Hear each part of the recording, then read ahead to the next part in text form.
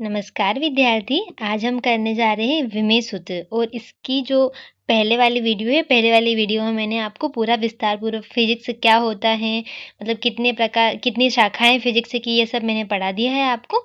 आप वहाँ से जाकर देख लीजिएगा। ओके, करते हैं शुरुआत विमेय सूत्र से। विमेय सूत्र क्या होता है, मतलब डायमेंशनल फॉर्मूला क्या होता है, ध्यानपूर्वक सुनना। इसका उपयोग भौतिक समीकरणों की सत्यता की जाँच करने और विभिन्न मात्रकों को एक प्रणाली से दूसरी प्रणाली में बदलने के लिए किया जाता है। मतलब क्या है कि हमारे पास मतलब जो समीकरण होता है, हमने पहले तो उसको क्या करना है, भौतिक राशि के समीकरणों की सत्यता की जाँच करनी। पहले तो उसकी जाँच करनी है कि ये सत्य है या नहीं है। जैसे आपने 10th में जाँच करी थी ना, परिमेय संख्या है या नहीं है, ऐसे ही हम भौतिक राशियों की जाँच करेंगे, समीकरणों की जाँच करेंगे कि यह हमारी क्या ये समीकरण सत्य है या नहीं। पहले जाँच कर ली, फिर हमें क्या करना है, जाँच करने के बाद एक प्रणाली से दूसरी प्रणाली में क्या करना है, बदलने में। एक प्रणाली से दूसरी प्रणाली तक जाने का रास्ता जो किया जाता है वो होता है विमेय सूत्र। मैं आपको बताऊंगी विमेय सूत्र कैसे बनते हैं, क्या-क्या विमेय सूत्र होते हैं, कौन सी राशि होती है, सदिश, अदिश, क्या विस्तार पूर्वक 1 बाय 1 करके सारे ही आपको विमेय सूत्र बताए जाएंगे। कृपया आप वीडियो को अंत तक जरूर देखें। चलिए चलते हैं। आइए आपको समझ में क्या किया हमने। विमेय सूत्र मतलब सत्यता की जांच, जो भौतिकी के जो समीकरण है, फिजिक्स के जो समीकरण है, उनकी सत्यता की जांच फर्स्ट पॉइंट। और सेकंड पॉइंट आपका बन जाता है इसमें कि एक से दूसरे में, एक स्थान से दूसरे स्थान तक परिवर्तित हो रहा, मतलब एक समीकरण से दूसरे समीकरण में बदलने के लिए इसका उपयोग किया जाता है। आप अगर यूँ कहें कि आप इसको ऐसे भी लिख सकते हैं, देखो आपको बहुत सारी परिभाषा है फिजिक्स की याद नहीं रहती, तो आप ऐसा भी कर सकते हो। केवल 2 पॉइंट्स याद रखने हैं आपको इसमें। केवल कितने पॉइंट्स? 2 पॉइंट। फर्स्ट वाला पॉइंट हो गया आपका क्या? सत्यता।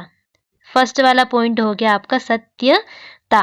ठीक है, सत्यता की जांच करना आपको फर्स्ट पॉइंट में, तो केवल आपको सत्यता की ही जांच करनी है। और सेकंड वाले पॉइंट में आपको क्या करना है, फर्स्ट समीकरण से, मतलब क्या, फर्स्ट समीकरण से आप कहाँ जा रहे हैं, सेकंड समीकरण में क्या कर रहे हैं, एंट्री कर रहे हैं। केवल आपको 2 ही पॉइंट इसकी याद रखने हैं, क्योंकि बेटा फिजिक्स बहुत बड़ा सब्जेक्ट है और अगर आप इसको रटोगे तो आपको बिल्कुल भी याद नहीं रहेगा। जब एग्जाम में जाओगे तो आगे पार्ट पूरा, पीछे पूरा सपाट होता जाएगा। ऐसा आपको नहीं करना है, आपको 1 बाय 1 अच्छे से समझना है। चलिए चलते हैं। पहला पॉइंट क्या है इसमें, सत्यता की जांच करना, फिजिक्स के जो भी समीकरण है उनकी सत्यता की जांच करना। और सेकंड वाला पॉइंट है आपका पहले समीकरण से दूसरे समीकरण में, मतलब क्या, पहली प्रणाली से दूसरी प्रणाली में एंटर करना या बदलना। मैंने समीकरण इसलिए लिया है ताकि आपको दिमाग में क्लिक हो जाए कि पहला समीकरण की जांच करना, दूसरा समीकरण में क्या हो जाएगा कि पहले समीकरण से दूसरे समीकरण की ओर जाना। आया इतना समझ में? चलिए, मात्रक वाला मैंने अगले वीडियो में समझा ही दिया था आपको। अब हम पढ़ेंगे विमाएं। विमेय सूत्र समझाया आपको। विमेय सूत्र तो बनाएंगे हम, लेकिन पहले हम विमाएं पढ़ेंगे, डायमेंशनल पढ़ेंगे। देखो, किसी भौतिक राशि की विमाएं वे घात मतलब पावर, जैसे कैसे एक्स के ऊपर लगा है ना 2 लगा है, टी के ऊपर 2 लगा है, एल के ऊपर 2 लगा है, किसी के ऊपर -2 भी लगेगा। ये सब कब लगेंगे, कैसे लगेंगे, सब आपको विस्तार पूर्वक समझाए जाएंगे। ओके, जो उस राशि के मात्रक को दर्शाते हैं। राशि के मात्रक को मतलब क्या, मान लिया मैंने कि एल है, एल का मतलब होता है लंबाई, लंबाई के ऊपर अगर 2 लिखा है तो ये जो राशि है ना, राशि क्या है आपकी, एल, एल मतलब लंबाई है, ठीक है। लेकिन ऊपर जो लगा हुआ है ये बेटा क्या होता है आपका, ये पावर होती है, ये घात होती है, जो उसके मूल मात्रक को मतलब उसको दर्शाता है, उसकी मात्रक की राशि को क्या करता है, दर्शाता है। ठीक है, चलिए चलते हैं। पहले तो विस्तार पूर्वक हम पढ़ लेते हैं, उसके बाद समझने का प्रयास करते हैं। मात्रक को दर्शाने के लिए मूल मात्रकों, जैसे मूल मात्रक कौन कौन से होते हैं बेटा, द्रव्यमान, लंबाई, समय आदि। द्रव्यमान को हमेशा m से प्रदर्शित करते हैं, लंबाई को हमेशा l से प्रदर्शित करते हैं और समय को हमेशा t से प्रदर्शित करते हैं। मैं जानती हूँ आपको कि तीनों ही नाम और इनकी जो प्रदर्शित करने का नंबर है वो आपको याद होगा। कैसे, एक बार और रिपीट कर लेते हैं। द्रव्यमान को हम किससे प्रदर्शित करते हैं, द्रव्यमान को हम m से प्रदर्शित करते हैं और लंबाई को हम l से प्रदर्शित करते हैं, समय को हम t से प्रदर्शित करते हैं। ये बहुत ही इंपॉर्टेंट है और आपको याद रखना है। ठीक है, अब हम आते हैं विमीय सूत्र पर। अब हम किस पे आते हैं, विमीय सूत्र पर। डायमेंशनल ऑफ फॉर्मूला क्या होता है, इसे बड़े कोष्टक मतलब हमेशा आप ध्यानपूर्वक देखना बेटा कि जब भी हम विमी सूत्र हम लिखें हमेशा हम आपको ऐसा ही कोष्टक बनाना है। अगर आप ऐसा कोष्टक नहीं बनाते और केवल ऐसा बना देते हैं या फिर आप ऐसा बना देते हैं तो ये दोनों ही कोष्टक आपके गलत हैं, आपको 0 नंबर मिलेंगे इसके। आपको जब भी विमी सूत्र लिखना है हमेशा ऐसा बनाना है, आपको अच्छे नंबर मिलेंगे। आया इतना समझ में? अरे आया इतना समझ में? ओके, चलिए चलते हैं। अब आपको क्या करना है कि मैंने 2 एग्ज़ाम्पल दिए हैं, एग्ज़ाम्पल के थ्रू आपको समझाऊँगी, इसके बाद और भी एग्ज़ाम्पल लेंगे और आगे सोल्व करेंगे। फर्स्ट वाला एग्ज़ाम्पल लिया है मैंने वेलोसिटी और सेकंड वाला लिया है मैंने फोर्स मतलब वेग और बल। चलिए चलते हैं। अब सबसे पहले हम वेग पर बात करेंगे। वेग मतलब वेलोसिटी। आप हिंदी इंग्लिश में दोनों में याद रखना वेग, वेग, वेग। जो फिजिक्स है आपकी, फिजिक्स में इस राशि का प्रकार क्या है? आपको ये भी पूछ सकता है कि वेग कैसी राशि है? सदिश राशि है, अदिश राशि है? तो ध्यानपूर्वक सुनना बेटा। देखो वेग क्या दे के रखा आपको? वेग में कितने शब्द हैं? 2 शब्द है, तो इसकी राशि कितनी हो जाएगी? 3 हो जाएगी। या तो आप ऐसे याद रख लो या तो आप ऐसे ही पढ़ोगे ना 2-4 बार कि वेग एक सदिश राशि है तो आपको ऑलरेडी याद हो ही जाएगा। ठीक है? वेग को v से और इधर वेक्टर को भी किससे लिखते हैं? v से। आया इतना समझ में? इसीलिए मैंने बोला था कि इंग्लिश में भी याद रखना वेग को v से, वेक्टर को भी v से। वेग मतलब क्या? वेलोसिटी और सदिश मतलब वेक्टर क्वांटिटी। आया इतना समझ में? ठीक है, मैं समझ चुकी हूँ कि आपको इतनी बातें अच्छे से क्लियर हो गई होगी। चलिए चलते आगे करते हैं। और वेग एक कैसी राशि है बेटा? सदिश राशि है। ठीक है, और इसका सामान्य सूत्र क्या होता है? इसका सामान्य सूत्र होता है विस्थापन अपॉन में समय। और विस्थापन कैसी राशि है? क्या आप बता सकते हो मुझे विस्थापन कैसी राशि है? विस्थापन एक मतलब इस विस्थापन का उपयोग हम कब करते हैं? लंबाई में। ठीक है, और समय को हम कैसे प्रदर्शित करते हैं? समय को हम एस से प्रदर्शित करते हैं। आया इतना समझ में आपको? देखो इसका एसआई मात्रक क्या होता है? एसआई मात्रक मैंने आपको सारे ही मात्रक समझाए हैं, वो वहां से आप कर देख लेना। ठीक है, अभी हम कौन सा कर रहे हैं? वेग वाला। तो वेग का एसआई मात्रक होता है मीटर पर सेकेंड होता है। मीटर मतलब एम और सेकेंड मतलब एस होता है। आया इतना समझ में? मीटर पर सेकेंड। चलिए आपको विस्थापन अपॉन में समय और विस्थापन एक प्रकार की क्या होती है बेटा? लंबाई होती है। विस्थापन क्या होती है? एक प्रकार की लंबाई है। ठीक है, तो लंबाई अपॉन में समय या फिर विस्थापन अपॉन में समय। और विस्थापन को हमेशा किससे? लंबाई है तो लंबाई को हम किससे प्रदर्शित करते? एल से। और समय को हम प्रदर्शित करते टी से। अब आती है बात समझाने वाली। देखो ध्यानपूर्वक देखना, कंसंट्रेट आपका इसी पेज पर होना चाहिए। जितना कंसंट्रेट आपका अच्छा बना कर रखोगे आप उतनी ही चीज़ें आपको अच्छे से समझ में आएगी। देखो यहाँ पर ये वाला अभी तो भूल जाओ, इसके लिए इसको मैं मिटा देती हूँ, इसको तभी आप भूल ही जाओ। ठीक है, इसे हमें कुछ भी नहीं देखना। सबसे पहले हमें लिखना है विस्थापन। विस्थापन को हम किससे प्रदर्शित करते हैं? लंबाई को किससे प्रदर्शित करते? एल से प्रदर्शित करते हैं। समय को हम कैसे प्रदर्शित करते? समय को हम प्रदर्शित करते हैं टी से। ये मैंने लिख दिया यहाँ पर टी। आपको कुछ भी नहीं है पता है मुझे, ऐसा मान लो आप क्या ब्लैंक है, कुछ भी नहीं पता है आपको, बस इतना मान लो कि विस्थापन एक लंबाई है, लंबाई को हमने एल से प्रदर्शित कर दिया है और उसके बाद में समय है आपका, हमने इसे टी से प्रदर्शित कर दिया। अब मैथ्स के स्टूडेंट हो, बायो के स्टूडेंट हो, कोई फर्क नहीं पड़ता है, ध्यानपूर्वक सुनना, बस बहुत ईजी है ये। यहाँ पर बेटा मैंने क्या किया कि एल ऐसा का ऐसा लिख दिया है। अपोन में जो भी होता है, अपोन में क्या होता है? जो भी होता है और ऊपर जाता है। जब वो ऊपर जाता है तो ऐसा का ऐसा नहीं रहता है, वो ऊपर जाकर बदल जाता है। ऊपर जाकर क्या हो जाता है? बदल जाता है। अब आप सोच रहे होंगे यहाँ पर मैंने 1 क्यों लिखा है? 2 क्यों नहीं लिख सकती? 3 क्यों नहीं लिख सकती? ये सब मैं नहीं लिख सकती। क्यों नहीं लिख सकती? क्योंकि यहाँ पर मेरा कुछ भी नहीं है। मतलब क्या है? जो आप नीचे कर्म करोगे वही आपके साथ ऊपर जाएंगे। आपने यहाँ पर कुछ भी कर्म नहीं करे तो ऊपर खाली हाथ गए, फिर भी इन्होंने आपको -1 दे दिया। दे दिया। कहने का तात्पर्य बस इतना सा है कि जब किसी की भी घात कुछ भी नहीं हो तो हम क्या मान लेते हैं? L T. और क्या मान लेते? यहाँ पर कुछ नहीं हो तो क्या मान लेते? 1। और जैसे ये 1 ऊपर जाएगा तो ये हो जाएगा माइनस का। आया इतना समझ में? आ गया? ठीक है, अब यहाँ पर आप देख रहे होंगे कि यहाँ पर m क्या लिखा था 0। तो जब हमें परीक्षा में कुछ नहीं आएगा तो हमें कितने नंबर आएंगे 0। तो ये मैंने यहाँ पर लिख दिया है। अगर मैं पढ़ाऊंगी और आप पढ़ लोगे तो आपको कितने नंबर आएंगे। बहुत अच्छे, बहुत अच्छे, बहुत अच्छे। चलिए बात खत्म करते हैं यहीं पर और चलते हैं आगे।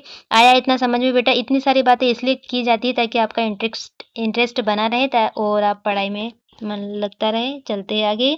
आया इतना समझ में? ओके। कुछ भी नहीं लिखा है 1 छाप दो, ऊपर गया माइनस का हो गया, आ गया। आया इतना समझ में?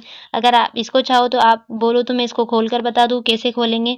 m 0 है, कोई दिक्कत नहीं। l 1 है, लिख दिया। अपोन में क्या लिख सकते हो? t1 लिख सकते हो।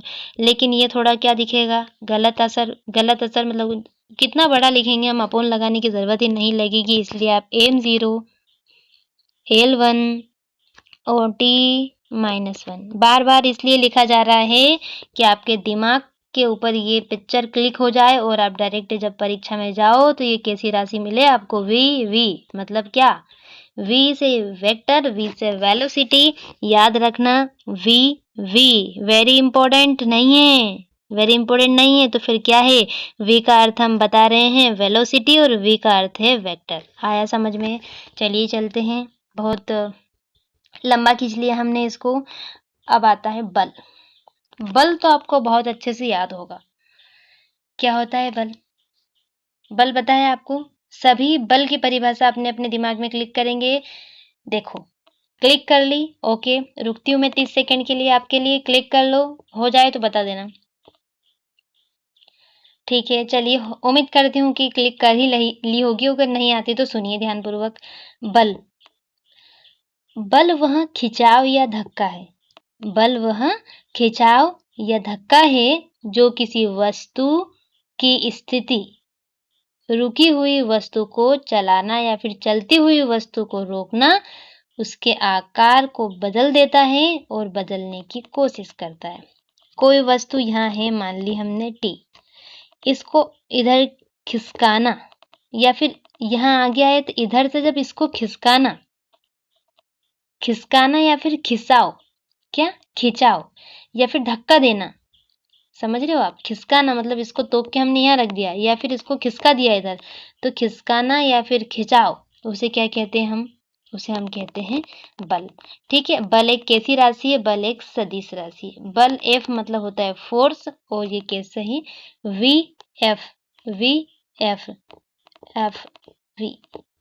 ठीक है, मतलब V मतलब होता है वेक्टर और F मतलब होता है फोर्स मतलब बल होता है। आया इतना समझ में? अब आपको क्या करना है, इसमें 3 पॉइंट तो याद ही रखने हैं आपको। बस बल की परिभाषा लिख देना, भौतिक की राशि। कौन सी राशि है? तो आपने बोल दिया सदिश राशि। देखो इधर कौन सी राशि थी हमारी? इधर हमारी राशि थी सदिश और ये वाली राशि भी कौन सी है? सदिश। इसका सामान्य सूत्र क्या है? द्रव्यमान अपोन में त्वरण। द्रव्यमान आ गया है, अब किसका? एम के बारे में बात हो रही है। द्रव्यमान मतलब एम। ठीक है, लिख दिया आपने इतना। द्रव्यमान अपुन में आपको देके रखा है त्वरण। आप यहाँ कोने में देख रहे होंगे आपको कि त्वरण के बराबर देके रखा है LT-2। ठीक है, चलिए चलते हैं अब आगे करते हैं थोड़ा सा इसको सोल्व। एसआई मात्रक इसका क्या होता है बेटा? एसआई मात्रक होता है न्यूटन या फिर किलोग्राम मीटर पर सेकेंड स्क्वायर। आपको स्क्वायर लगाना बहुत अनिवार्य, नहीं तो आपके नंबर कट जाएंगे। लिखा इतना आपने, इतना समझ में भी आ गया होगा आपको। एसआई मात्रक याद रखना है क्योंकि एक यूनिट जो रहती है, मतलब जैसे ये देके रखा आपको है ना बल, तो बल का क्या याद रखना है? राशि क्या है, सामान्य सूत्र क्या है, एसआई मात्रक क्या है और एक विमी सूत्र क्या है। फर्स्ट, सेकेंड, थर्ड और फोर्थ, ये 4 पॉइंट अगर आपको याद है तो आप किसी भी राशि को आसानी से लिख सकते हैं। अगर आपको वेग और बल में या फिर अंतर आ गया किसी में भी तो आप आराम से इसको लिख सकते हो। ठीक है, अगर ये 4 पॉइंट भी लिखोगे तो आपको बहुत अच्छे नंबर मिल जाएंगे। उम्मीद करती हूँ आपको इतना समझ में आया होगा।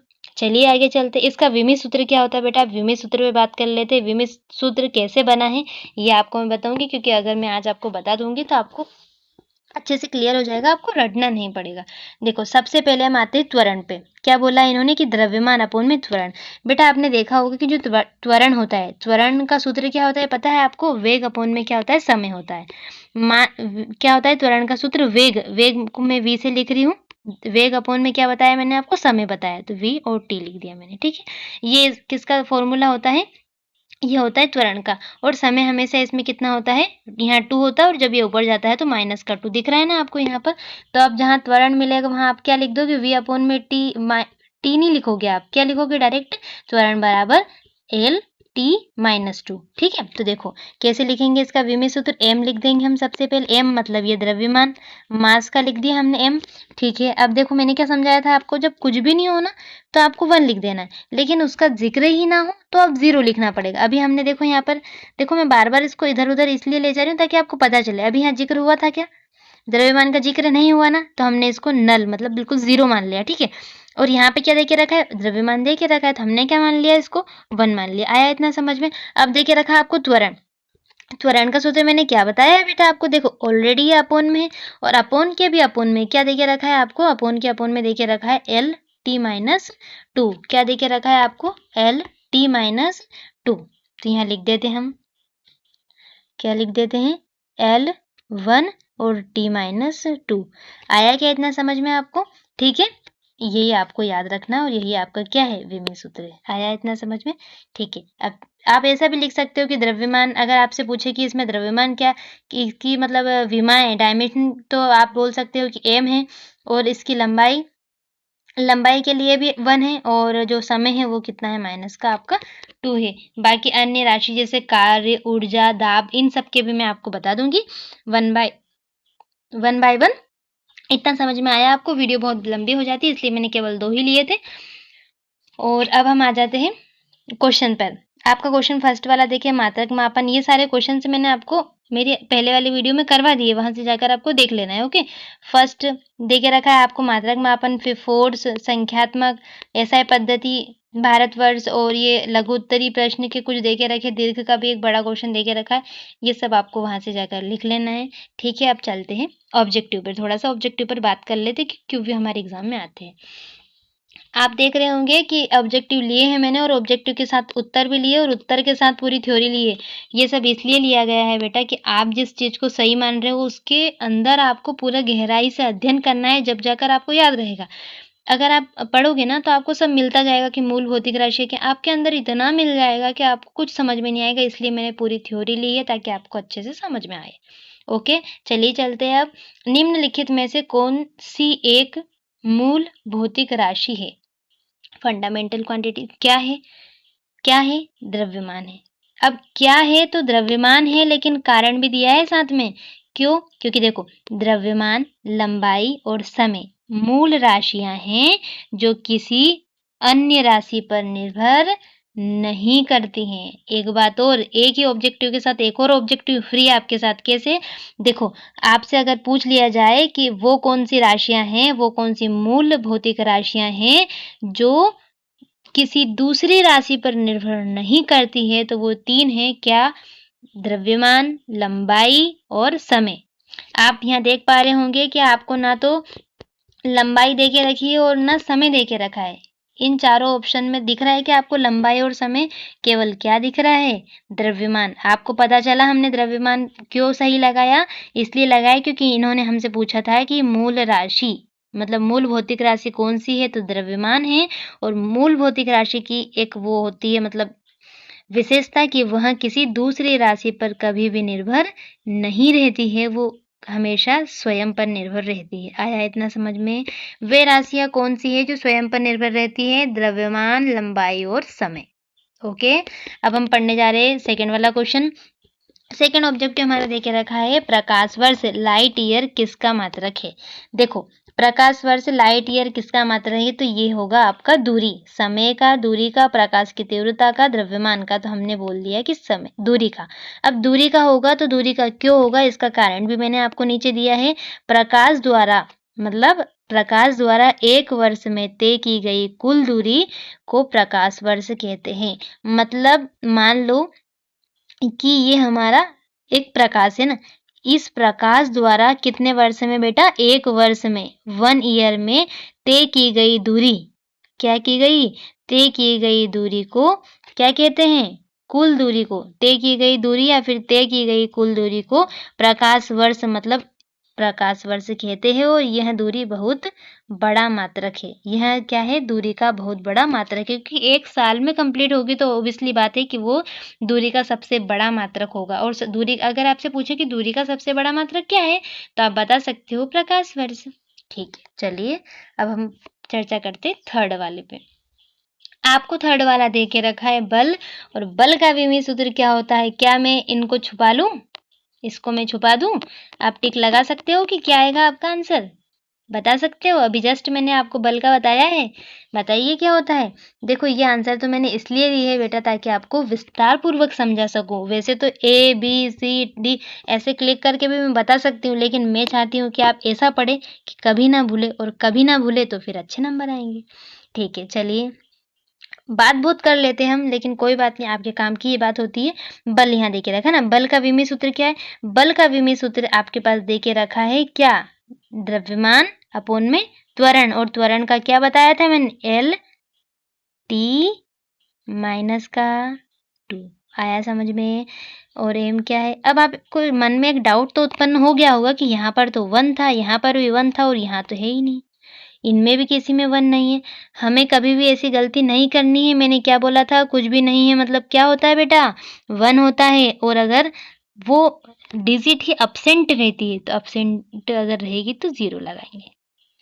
प्रेजेंट का पी लगता है, एब्सेंट का ए लगता है। बचपन से सीखते आ रहे, समझते आ रहे और लगाते आ रहे, लेकिन अब हमें क्या करना है? एब्सेंट का 0 लगाना है और प्रेजेंट के लिए 1 लगाना। आया समझ में? चलूँ आगे? ठीक है, उम्मीद करती हूँ आपको इतना अच्छे से समझ में आ रहा होगा, और अगर समझ में आ गया हो तो वीडियो को लाइक करें, शेयर करें और सब्सक्राइब करें। बचे और अभी जाना नहीं है। ठीक है, ये बी वाला ले लिया आपने।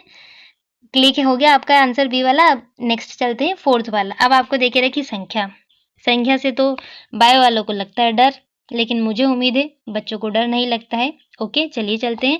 सार्थक अंकों मतलब क्या करना है आपको? सार्थक अंकों की संख्या कितनी है? मतलब ये जो सार्थक अंक देके रखे, संख्या 0.0034 में सार्थक अंकों की संख्या कितनी है?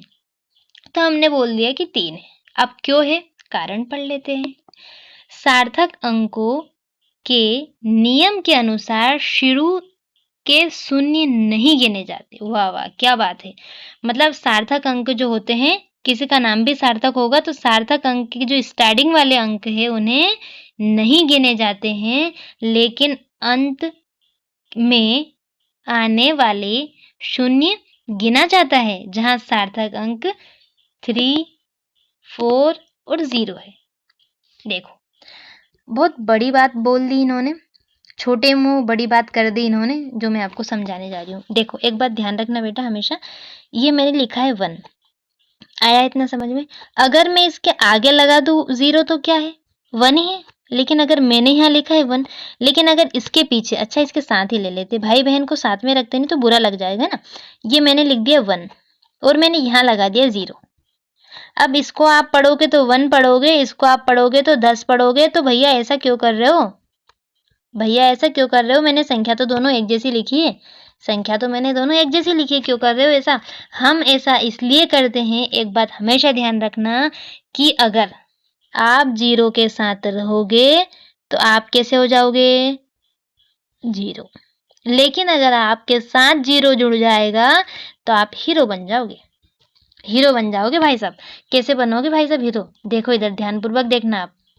इतना समझ ही गए होंगे आप, लेकिन फिर भी और समझाऊंगी मैं आपको, ताकि ऐसा छपे क्वेश्चन कि डायरेक्ट आंसर आप लगा पाओ। देखो बेटा ध्यानपूर्वक सुनना। आपको देके रखा है 0, 0 पॉइंट, इधर 0 था आपका, और उसके बाद देके रखा है 3, 4 और क्या देके रखा है आपको? 0। ठीक है, लिखा है इतना आपने। अब आपको ये गिनना है, ये यहाँ 0 लगे उनको नहीं गिनना आपको। तो फिर कितने बचे बेटा? संख्या कितनी बची? 1, 2 और 3। इन्होंने क्या पूछा पता है आपसे? कितनी है। ये नहीं पूछा कि कितने हैं। कितने हैं मतलब ये पूरे संख्या कितनी, ये नहीं पूछा। आपसे पूछा कि कितनी संख्या है, तो आपको इन 0 को मार देनी है गोली, और कितने बचे आपके पास? 3। तो आपको लगा देना है 3 पे टिक। आपको लगा देना है 3 पे टिक। आया समझ में? अब एक और डाउट होगा आपके मन में कि हमने इन तीनों को क्यों छोड़ा।